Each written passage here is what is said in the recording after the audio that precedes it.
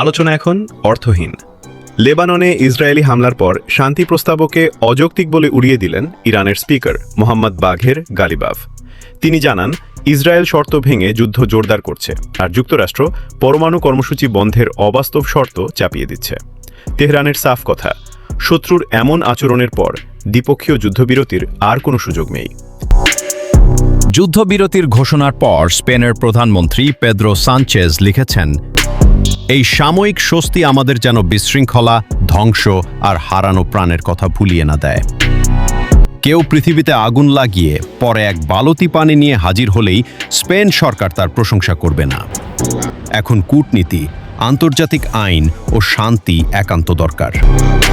যুদ্ধবিরতির ঘোষণার পর ডেনমার্কের পররাষ্ট্রমন্ত্রী লার্স লোকে রাসমুসেন সামাজিক যোগাযোগ মাধ্যম এক্সে লিখেছেন, আজকের পৃথিবী কি গতকালের চেয়ে ভালো? নিঃসন্দেহে। এরপর তিনি যুক্ত করেন, আজকের পৃথিবী 40 দিন আগের চেয়ে কি ভালো? সে বিষয়ে কিন্তু যথেষ্ট সন্দেহ আছে।